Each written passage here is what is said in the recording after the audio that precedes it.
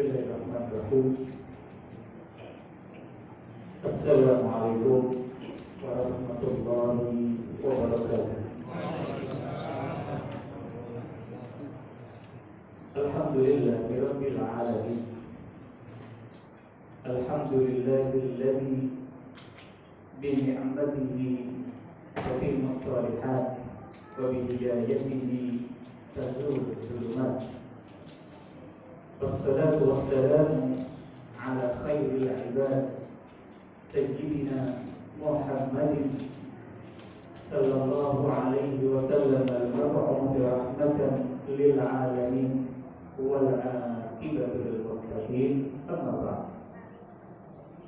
Ya sekalian rahimakumullah, puji dan syukur kita hanya untuk Allah Subhanahu wa taala yang mana karena rahmatnya dan karena hidayahnya sampai detik malam hari ini kita semuanya masih bisa terus mempertahankan gelar kita sebagai mukminin wal mukminat, orang-orang yang senantiasa beriman karena Allah Subhanahu wa taala, insyaallah.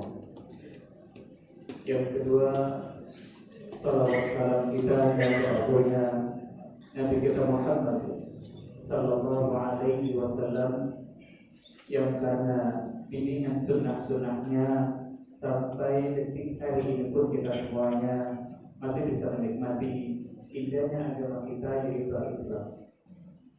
Yang saya hormati para orang tua kami, bapak, ibu, dan yang saya cintai saudara-saudara sekalian, alhamdulillah pada malam hari ini kita sudah berhasil masuk malam Ramadan yang ke-20. Amin. Amin. Pekan-pekan lebaran. Ini malam yang ke-13. Malam yang ke-13. Alhamdulillah kemarin kita mulai puasa Ramadan dengan cara serentak. Yang Muhammadiyah, yang NU, yang Persis, serentak semuanya. Bahkan umat Islam yang di luar negeri sana semuanya kemarin alhamdulillah mulai puasa Ramadan dengan cara bersama-sama. Kita berharap mudah-mudahan nanti Idul Fitri juga bersama-sama insyaallah. Dan kalau malam ini adalah malam yang ke-13, berarti Idul Fitri tinggal beberapa hari lagi lah. Ya, kita optimis selalu nyampe insyaallah. Jamaah sekalian rahimakumullah, saya yakin malam pertama sampai malam yang ke-12 sudah banyak yang bicara tentang Ramadan di atas mimbar ini. Yakin dah? Maka malam hari ini saya akan berbicara yang mungkin tidak ada kaitannya dengan bulan Ramadan sama sekali insyaallah. Agar tidak bosan. Hadirin sekalian, Nabi Muhammad SAW diutus oleh Allah ke muka bumi ini menjadi nabi untuk kita, menjadi rasul untuk kita di akhir zaman ini dengan tugas yang sangat besar, berat, dan mulia. Dan tugas yang besar itu, tugas yang mulia itu, tugas yang gede itu pernah disimpulkan oleh Rasul sallallahu alaihi wasallam dalam sebuah hadisnya. Kata beliau, innama bu'ithtu liutammima makarimal akhlaq. Aku hanya diutus oleh Allah Subhanahu wa taala untuk menyempurnakan akhlak yang mulia. Karena akhlak itu ada dua, ada akhlakul karimah, akhlak moral, karakter yang baik, dan ada akhlak damimah, akhlak yang jelek, buruk, dan tercela. Dan para sahabat pernah bertanya kepada Aisyah tentang akhlaknya Nabi itu seperti apa. Aisyah mengatakan, karena khuluqul Quran, akhlaknya Nabi itu ya Al-Quran itu. Maka banyak para ulama mengatakan Nabi Muhammad adalah Al-Quran yang berjalan. Karena Nabi Muhammad diutus oleh Allah untuk menjabarkan, untuk mempraktekkan semua pesan-pesan Allah yang ada di dalam Al-Quran itu. Maka di dalam Al-Quran kita akan banyak melihat tuntunan akhlak-akhlak yang mulia, dan itulah tugas Nabi untuk menghidupkan, menyempurnakan akhlak yang mulia itu. Dan sebaliknya ada akhlak-akhlak yang buruk, akhlak-akhlak yang tercela. Tugas kita adalah meninggalkan akhlak itu. Dan di dalam Al-Quran ada dua akhlak, ada dua karakter, ada dua kebiasaan yang mungkin kita pandang sederhana, kita pandang biasa, tapi ternyata dua akhlak itu dalam pandangan Allah Subhanahu wa taala sangat luar biasa, dan Allah tidak suka, dan Rasul pun membencinya. Dua akhlak itu adalah yang pertama at-tabghir. At-tabghir, pelakunya disebut mubadzir. Untuk yang pertama sudah cukup terkenal, mubadzir, yaitu menggunakan harta, menggunakan karunia Allah dengan cara dihambur-hamburkan, disia-siakan, dan di situ ada hal yang dilarang oleh Allah, diharamkan oleh Allah, dan di situ ada sebuah kemaksiatan, tapi kita jalankan. Itulah yang namanya tabdzir, pelakunya mubadzir. Dan yang kedua adalah al-israf, pakai sin, al-israf, pelakunya disebut musrif. Kira-kira bahasa Indonesianya apa ini? Boros, berlebih-lebihan, yaitu membelanjakan harta boleh, halal, tidak dilarang, tapi dengan cara berlebih-lebihan, dengan cara yang boros. Untuk yang pertama, mubadzir, berlebih-lebihan menggunakan karunia Allah dalam hal yang diharamkan oleh Allah Subhanahu wa taala. Di dalam surat Al-Isra ayat 26 Allah mengatakan wala tubadzir tabdzira, dan janganlah kamu melakukan sebuah kemubadziran, menggunakan harta yang dilarang oleh Allah Subhanahu wa taala. Lalu ayat 27 Allah mengatakan innal mubadzirina, sesungguhnya orang-orang yang senang menjalankan perbuatan mubadzir itu kanu ikhwanasy syayatin, mereka itu adalah teman-temannya, nggak nyampe setan sih, cuman temannya setan, kan nggak enak. Memang kita tidak disebut oleh Allah sebagai setan, tapi dia adalah saudaranya setan. Lalu di ujung ayat Allah mengatakan wa kana syaitanu li rabbih kafura, sementara setan itu terhadap Tuhannya Allah Subhanahu wa taala berlaku ingkar, berlaku kafir. Maka mubadzir sangat dilarang oleh Allah Subhanahu wa taala karena dia adalah saudaranya setan. Itu satu. Yang kedua, israf, berlebih-lebihan.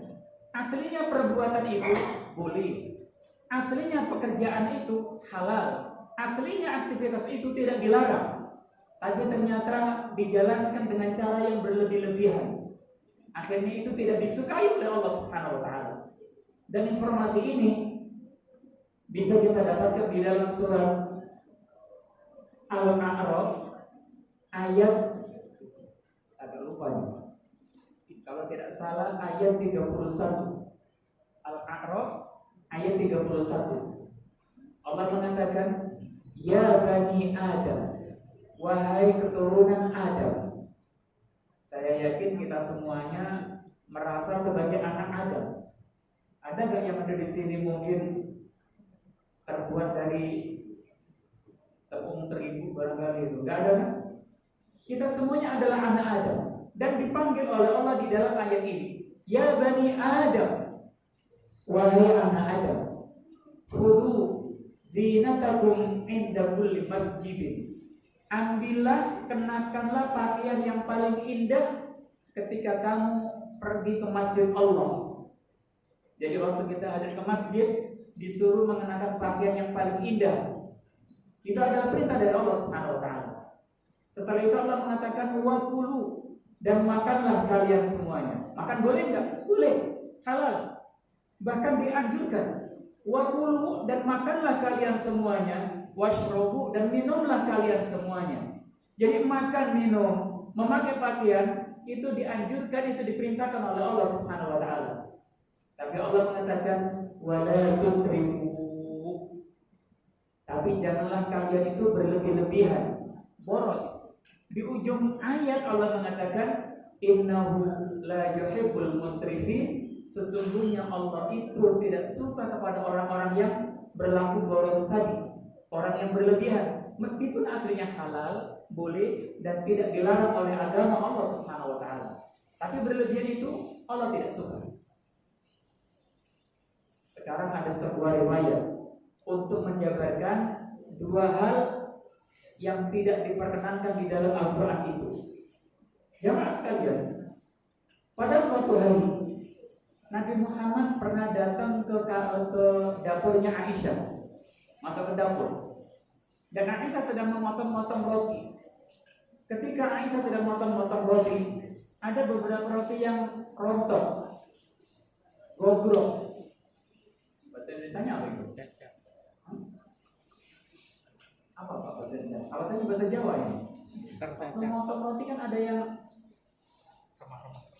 gogrok, apa gogrok? Remah-remah. Ini enggak enak. Ada yang rontok lah itu. Ada yang ujungnya gosong-gosong dikit lalu dipotong dan disingkirkan oleh Aisyah. Melihat pemandangan seperti itu, bagaimana sikap Nabi yang akhlaknya kana khuluqul Quran. Akhlaknya Nabi adalah Al-Quran. Rasulullah mengatakan kepada Aisyah, ya Aisyah, wahai Aisyah, akrimi, hargai jawaro ni'atillah, kelebihan nikmat Allah. Jadi gogrokan roti waktu dipotong dalam pandangan Nabi Muhammad itu adalah kenikmatan yang lebih. Hormati dia, hargai, jangan disia-siakan. Kemudian Rasulullah mengatakan, faqallama ni'matun idza dhahabat an qaumin, sangat sedikit sekali sebuah nikmat idza dhahabat an qaumin, kalau sudah terlanjur pergi dari suatu masyarakat, dari suatu kaum, summa adat ilaihim, lalu balik lagi. Hati-hati, yang Anda buang itu adalah sebuah nikmat. Kalau kita sia-siakan begitu saja, khawatir dia tidak balik lagi. Inilah barangkali mubadzir. Meskipun sedikit, gogrokan roti nilainya tidak seberapa, tapi dalam pandangan Nabi Muhammad SAW itu dilarang oleh Allah Subhanahu wa taala. Yang kedua, ini barangkali sering ada di tengah-tengah kita, namun kita kurang perhatian. Ada seorang sahabat ketika sedang berwudu itu agak berlebih-lebihan dalam menghabiskan airnya. Jadi wudu airnya begitu muncul begitu saja. Apa kata Rasulullah? Nabi mengatakan, la tusrif fil wudu. Saudaraku, janganlah kamu berlebih-lebihan dalam menggunakan air wudu. Saya hentikan sampai sini, tolong dipikirkan. Saudaraku, kata Rasulullah, janganlah kamu berlebih-lebihan dalam menggunakan air wudu. Kira-kira tujuannya apa? Nabi Muhammad melarang itu. Halo? Agar tidak boros, agar tagihan masjid soal air pump tidak mahal gitu kan? Mungkin pikiran kita seperti itu, agar hemat. Apalagi di Arab, air susah, jangan berlebih-lebihan. Tapi di ujung hadis Rasul mengatakan, walau kunta ala nahrin jari, meskipun kamu saudaraku ada di tengah-tengah sungai yang airnya mengalir.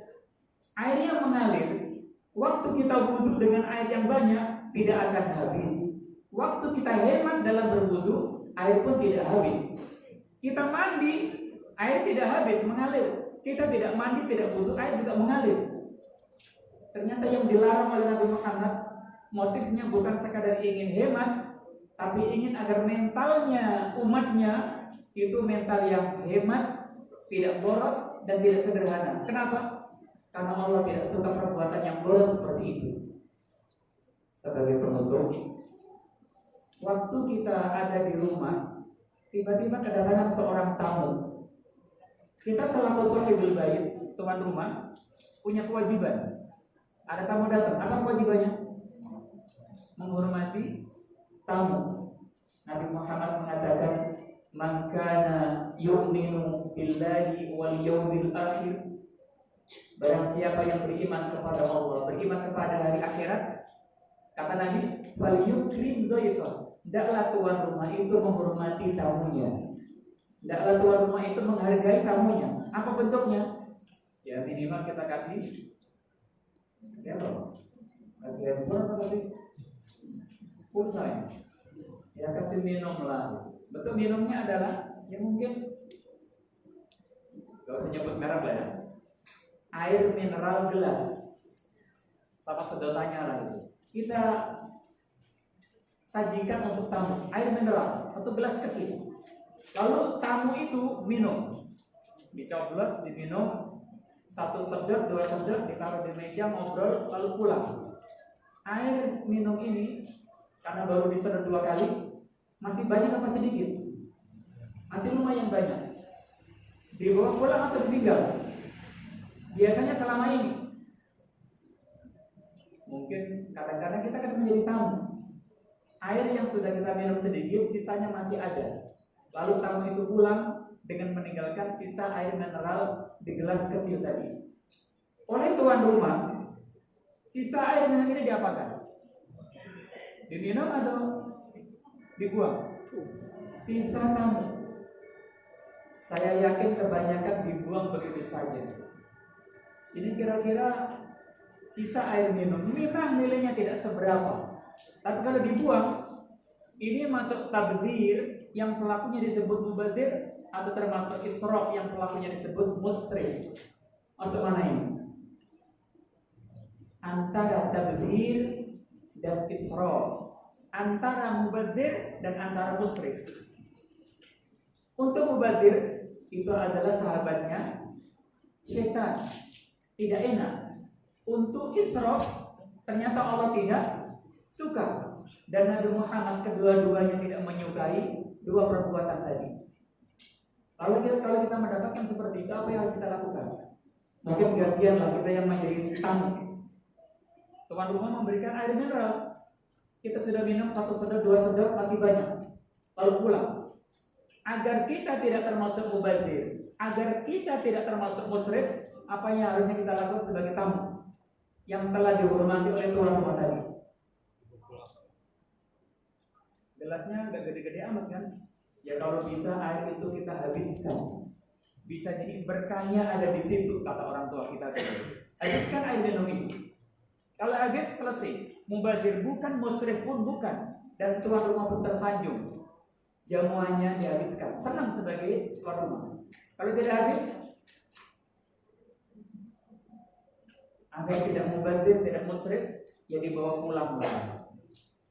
Dibawa pulang. Kalau tidak mau bawa pulang, sementara tidak habis, berarti dia tidak haus. Kalau tidak haus, ya gak usah minum lah.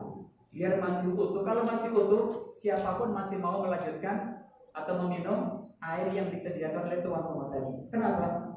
Takut mubadzir, temannya setan, dan takut musrif, Allah tidak suka kepada orang itu.